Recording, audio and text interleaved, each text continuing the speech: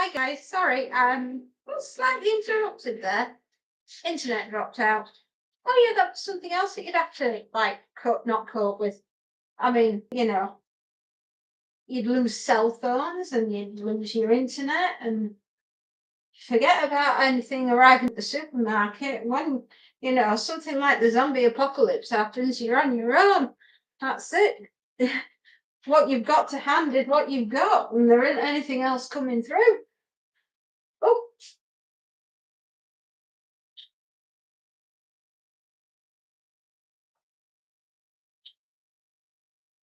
and I think that's probably why 28 Days Later works so well, is because we are an island, right? Obviously, the British Isles were surrounded with water.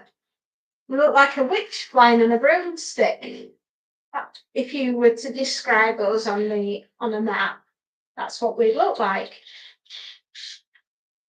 And the premise there is that the rest of the world would all be watching, knowing that the zombies were contained upon the island, the British Isles, and hoping to God that it was going to stay that way, because once we reach mainland Europe, that's it. Game over. Humanity has already lost at that point, because we get through the Channel Tunnel towards Paris, that's it. Rest of Europe, the world. And again, that's something else that Danny Boyle and Alex Garland did so well at the end of 28 Weeks Later, when that little boy called Andy, who had the two coloured eyes, one was green, one was brown, I think. And he had the same genetic condition that his mother had. And she was bitten by the zombies and she survived. And it so happened that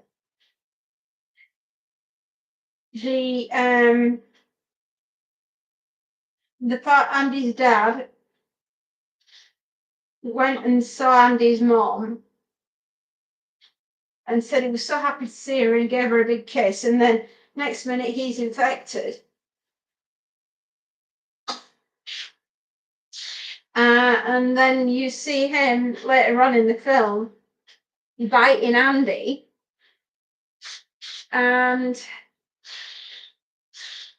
Andy's infected, but he's not dangerous, but he is infected with the virus, and he's rescued with his sister and by helicopter, and they're leaving the United Kingdom and flying towards Paris, and then obviously they've landed, and then the next clip that you see just before the screen goes black is the Eiffel Tower and everybody running and screaming and being chased by the infected. And as you can see, Europe at that point has fallen, and so then will the rest of the world. I mean, it won't take long for the rest of the world to become utterly infected, which is what we're going to find out when we go to see 28 Years Later.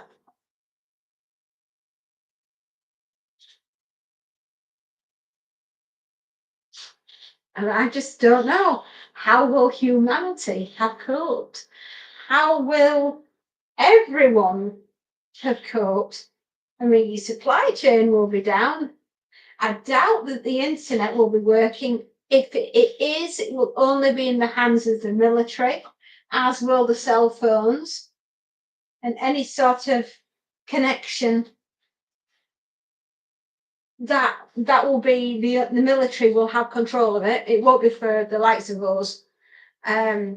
Supermarkets are a thing of the past, as are clothing shops and anything else that we take for granted now. Your library will become your best friend because it will have books in there that'll tell you what to do and how to make things, like gardening books and clothes making books, and how to make soap.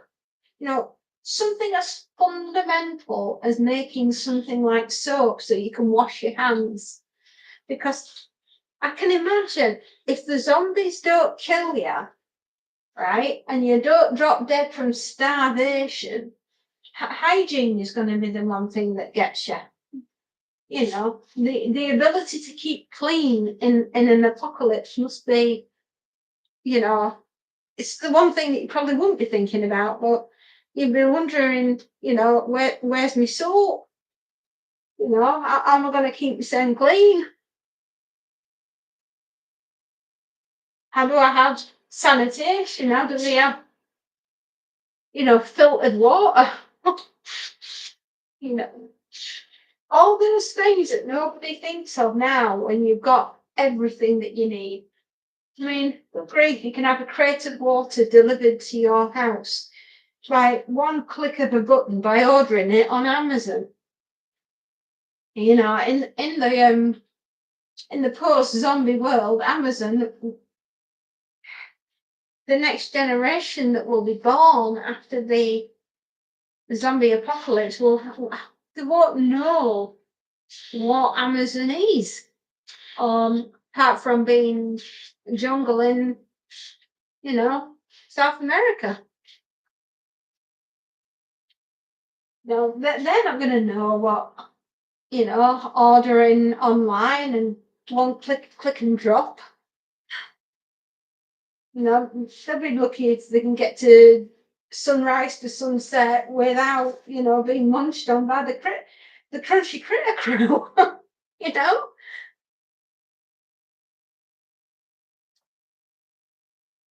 And it's just, I am so curious as to what's left of the United Kingdom and its inhabitants, what's left of us on Lindisfarne, and how are we coping, with not having the life that we've had. It's the end of the world as we know it, Tikowaki as they call it.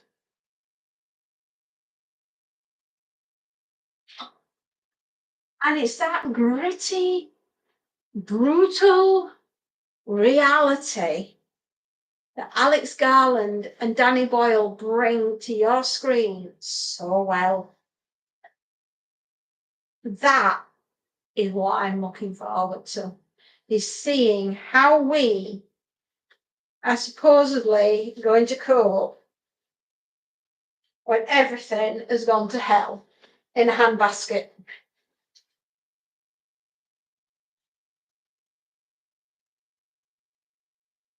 And I certainly won't be able to stand here and do the washing and the ironing, because there won't be any electricity for me to plug my iron in to do my job. There won't be any water being pumped through to our taps, because all the pumping stations will be decommissioned. Everything that we take for granted, right down to a sheet of paper and a pen and a pencil, a bar of soap, the ability to go to your tap to get a drink of water, medication, sterile bandages, the ability to do an operation to save someone's life, not having correct sanitation. A simple cut could get infected and you'll die that way. And that I think is going to be what we're going to get with 28 years later. Not only are you going to still have the problem of the undead running around, warlords, gangland disputes, hiding from the military, because I don't think that they'll be your friend. And just in general, trying to outrun the crazies that are out there. It makes you wonder. I mean, yes, I'm curious to see what it's all going to look like, but it does make you wonder whether or not you'd actually want to survive the thing in the first place. Or do you want to go out just watching the Teletubbies and thinking, it's a grander way to go.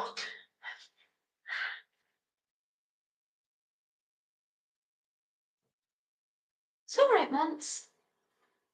It's all right, Monty. Yeah. Yes, you could fall. Just make you wonder.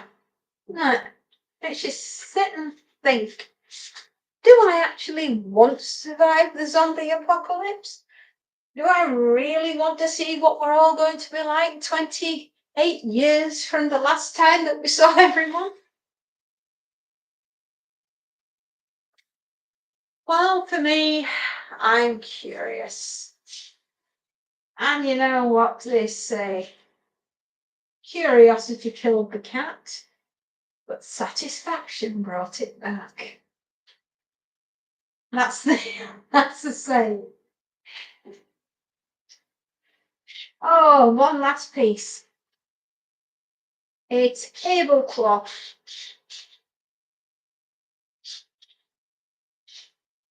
Aren't I lucky? I think I've done quite well today. Yeah, all the things that we all take for granted. Everything will be gone in the blink of an eye. The ability to live our lives. Old age will be around 40. So I would be an incredibly old lady by now. And I would be the last of my generation, and that of my children, if it happened now, would be the last of our generations to know what life was like before the balloon went up. And just, it's true what they say. Every day after a disaster, the day before when you had everything, is worth 100-fold of what you're going to be going into. The ability to flip on that light switch, come in, set yourself up with your computer and go live to the world.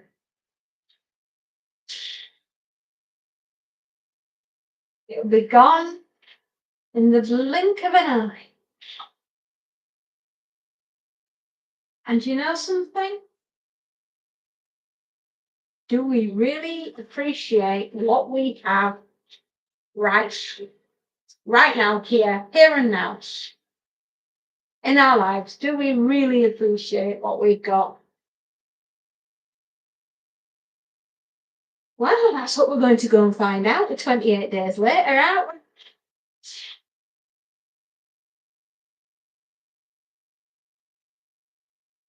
Apart from the fact that he's got a cracking cast.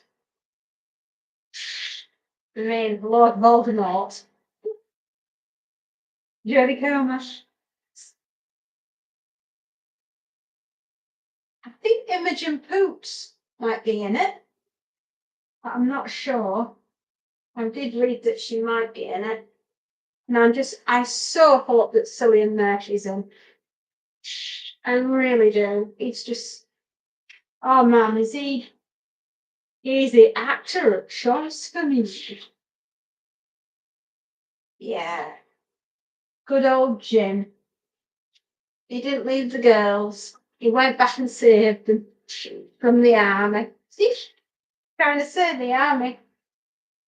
They weren't what they were training themselves to be.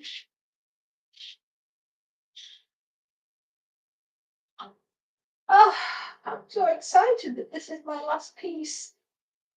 I really am. Now I've only got one more bag to do. But I might leave that to tomorrow because I'm feeling a bit tired. Yeah. Everyone's been very quiet today. I've got comments switched on. What are your thoughts? Are you looking forward to going to see 28 years later? Have you decided what your snacks of choice are going to be?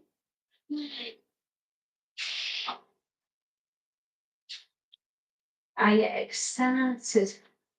I know I am. I don't sound it today. I sound a bit tired, gosh. I've just been rushed off the feed. I'm a very popular lady. I do an awful lot of work for an awful lot of people.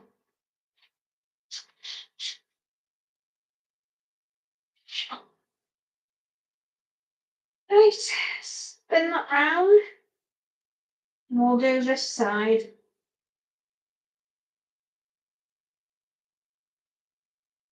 There we go. And then we'll fold it in half. Press again. And then we're done. Aren't we lucky?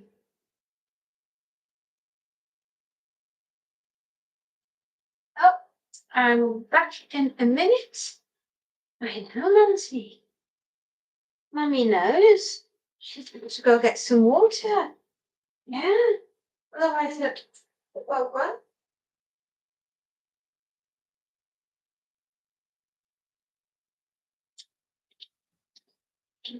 We are almost out. It's a good job I chose to change it.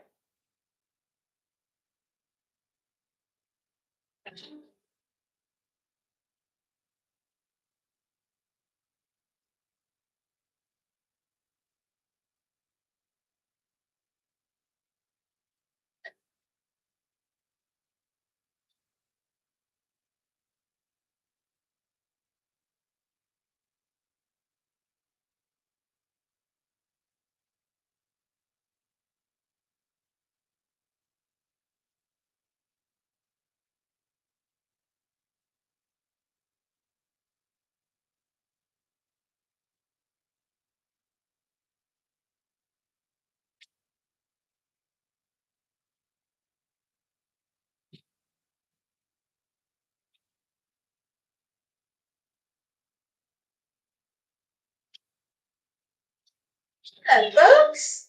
Hello. Hello. Now. Now. Now. Yeah. Meow. Meow. You've gone and got love and say, been a garden. Been a garden, haven't you, folks? Yeah. You're waiting for Mummy to go upstairs. I can't, darling. Mummy needs to stay and do the ironing. Yeah. Exciting times. Away it goes at one clean sheets.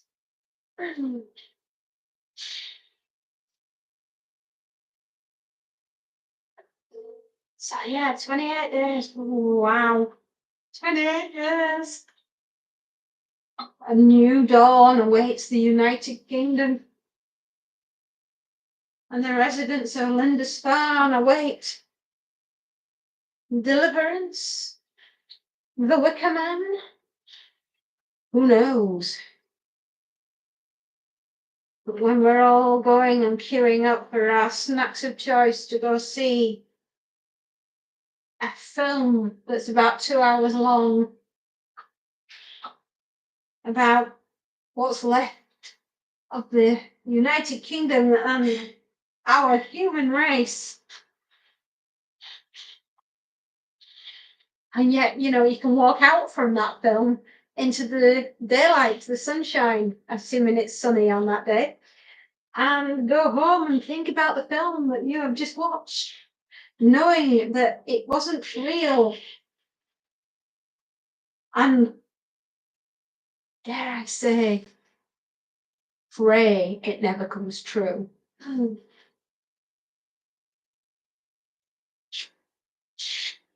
Because if it does, no ain't gonna save you. Nor are the Teletubbies. Oh, the trailer itself is just genius. Next level genius. Loved it. In fact, when I have finished doing this live stream with my ironing, I will watch it again because it was that good. Oh.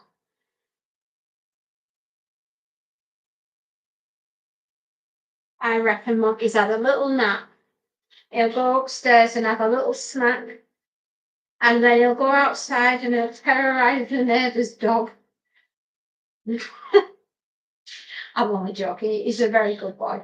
He's not cruel to his fellow fluffy friends. He's a good little soul.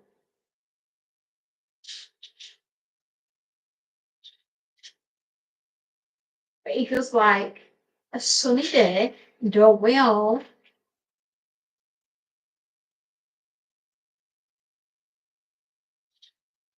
There we go. We're doing all right.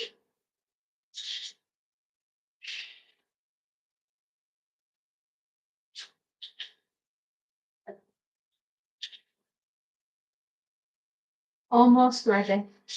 Almost done. Happy days is a basket full of ironing done.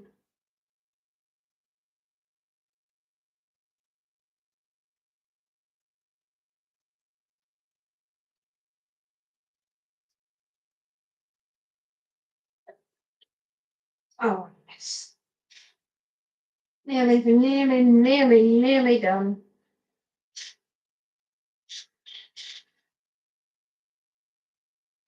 I actually don't mind standing and doing the ironing. I find it very relaxing. One of my guilty pleasures, I would say, I love to see ironing done right. Yeah. It's a little luxury, isn't it?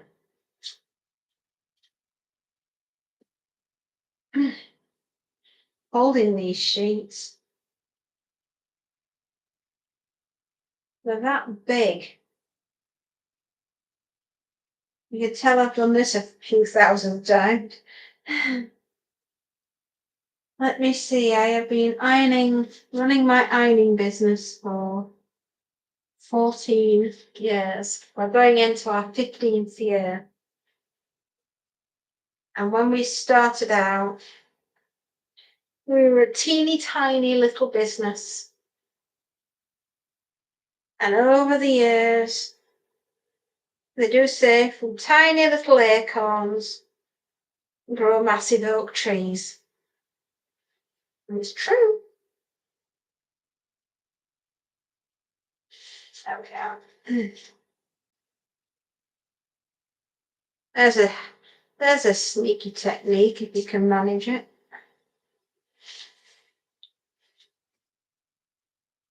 Let gravity do the work for you.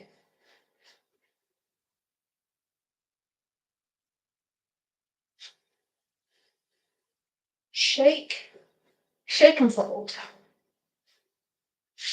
Yeah. Now we get all the seams all the same. Get it all the same length. So when it comes down to it, when you're doing the final bit of folding, it does exactly you want it to do. It's that simple.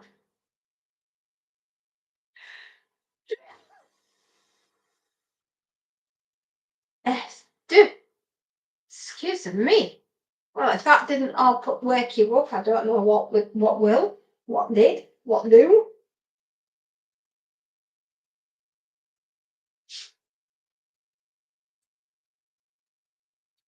There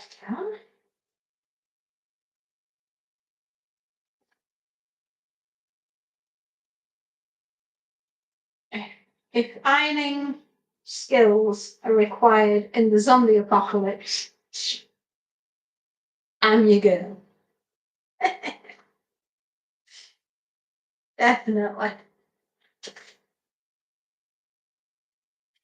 Et voila. We are done. Just turn my iron off. Oh, there we go. And I will see you all later. Bye. Hello? You all right?